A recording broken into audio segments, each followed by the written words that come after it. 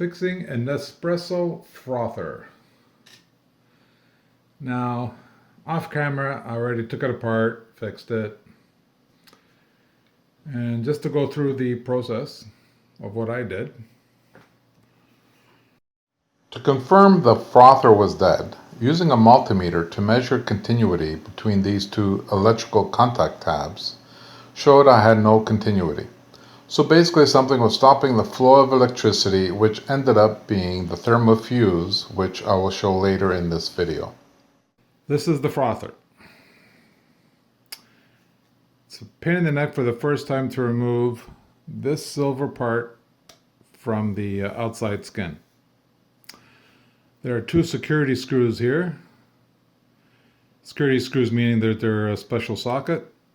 So to loosen these screws, you don't have to remove them because they're almost like sealing itself in there. You can try to pry them out, but just to make sure, I have a hex wrench, bit, whatever you want to call it. Size I used is a 332 bit. Now the side that has the ball part does not fit properly, but if you got the straight edge kind, that fit. I used the T15 Torx bit that fit, and oddly enough a T9 security bit.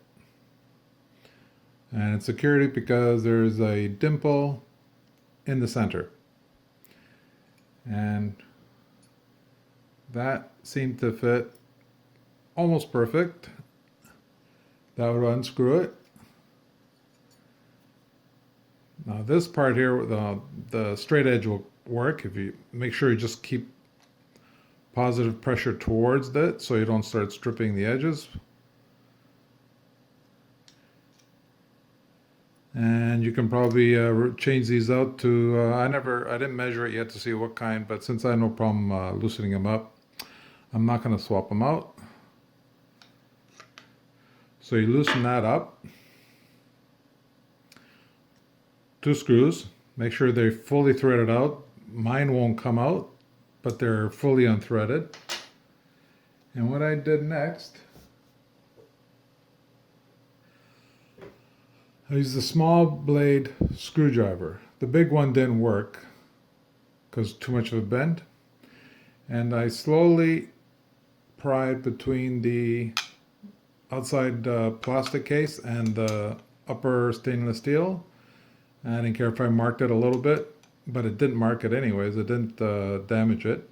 And I just slowly pried it up, went around, lifted it up. Now I think once you do it once, it'll come out easy. But it wasn't that easy to remove. So just take your time, separate it, because there is a rubber seal under here that makes it really tight against the outside frame. Now I already put it together and it's still, let me just see if I can, now you don't want to twist or turn, you want to either wiggle a little bit of it and lift up, but there's a button here. I wouldn't turn it too much because it might mess that up. So you can just try to see that. Now I already took it apart and put it back, and it's still, that seal is really holds on tight. So what I did is just slowly went around and pried it up. And there just happens to be enough lip on the plastic and the metal to get your screwdriver and just turn it. And it'll slowly lift up the inner part from the outer shell. Now once you got more space, you can probably use a bigger screwdriver. And be careful. Do so at your own risk. All of this is do at your own risk. It's dealing with electronics.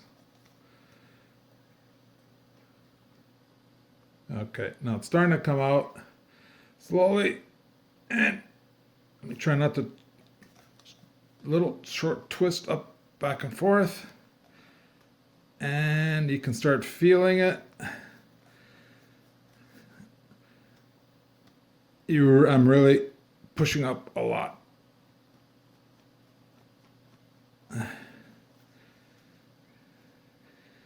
Like I said, I already had this apart.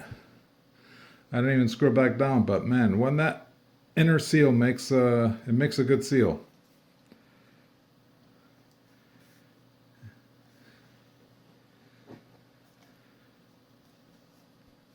Trying to on camera, trying to grab it.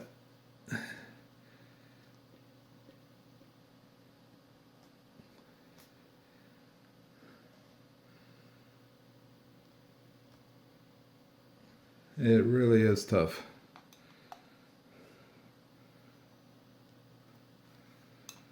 Now the screwdriver, the small one, when I turn it, there's nothing real.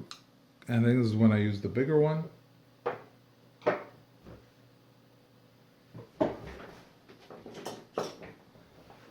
So I have a slightly bigger screwdriver just to make it a prying point. And it's right at the edge of it coming off. So I'm gonna keep prying it up without trying to turn it too much.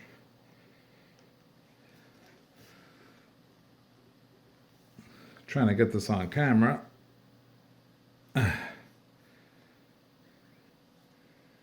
Well,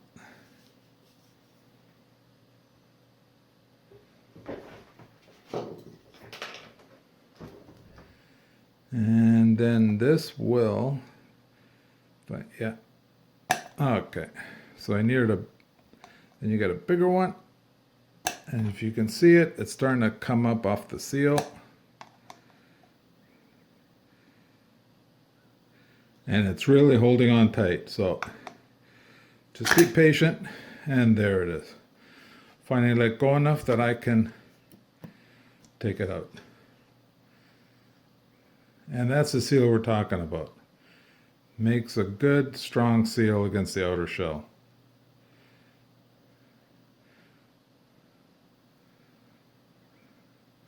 And there's some silicone grease around it, so you're going to get your hands all dirty. And that is the outside case. As you can see, the screws are still there. They screw onto these mounting posts. And that's the inside, the electrical contacts. And what I did was, there is a thermal fuse that was looped around here going near the hot plate.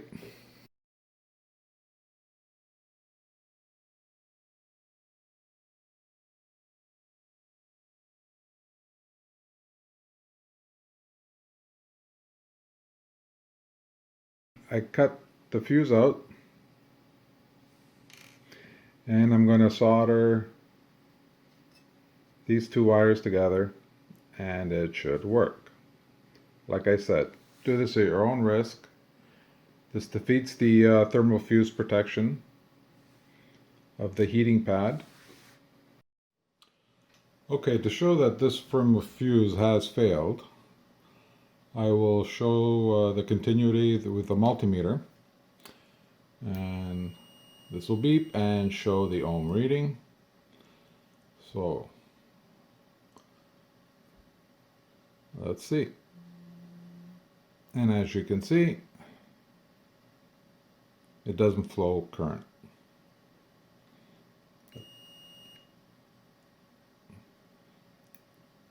So that is a failed fuse.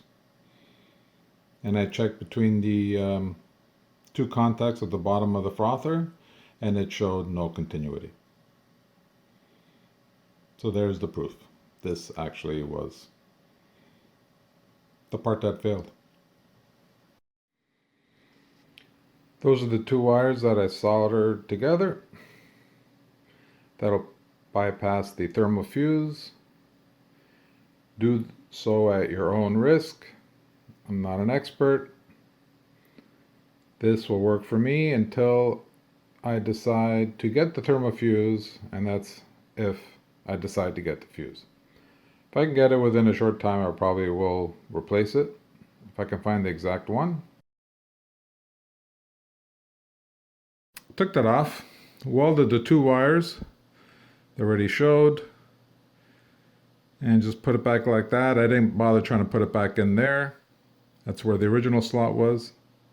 This is the thermal fuse that I took out. I seen it in China. It doesn't seem there's anything local I can seem to get this at.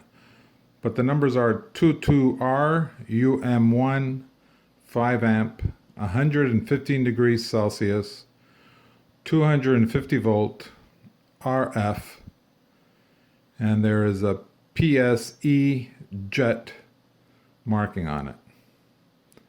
Now some people do, if the motor doesn't work, they reverse the polarity of these 2 pins, the red and the black wire.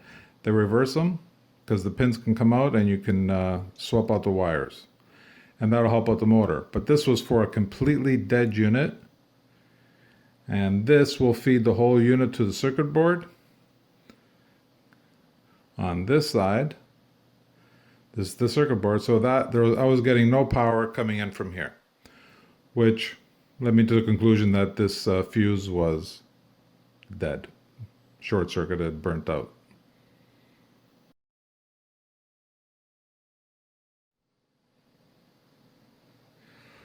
So my thing is to actually remove the screws so you can line up the holes when you put the inside part back, the motor pack in.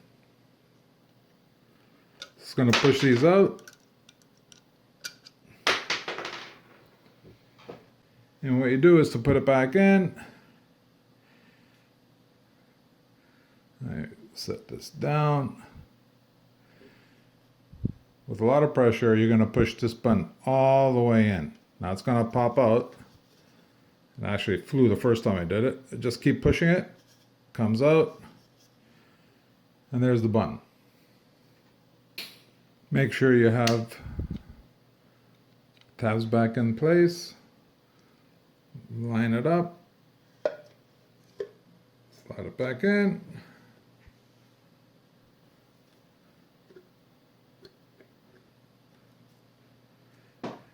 Make sure the 2 holes for the screws are lined up. Button centered. This is one of the screws. Make sure you just line them up. Start screwing it away.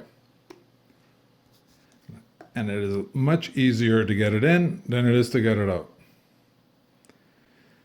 And then the button, just pop back in.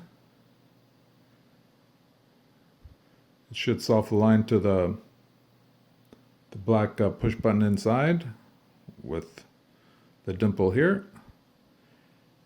And just push really hard till you get a good seal. And there's your button back in there. Tighten the screws down. And you got a working unit. And there you go. Let's see it in action. Okay, put some water. And it's on. Let's see if it works.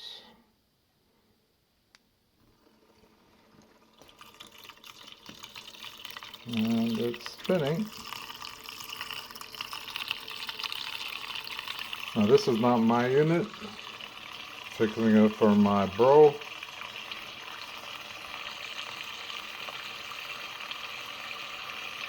Still deciding if I should get the fusible thermal fuse.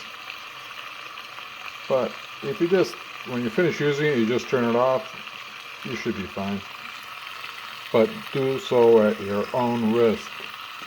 I am not responsible for what you do.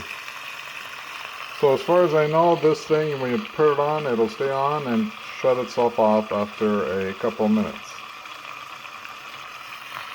But didn't cost anything to fix, and they want over $100 for a new frother. That's not including tax and or delivery.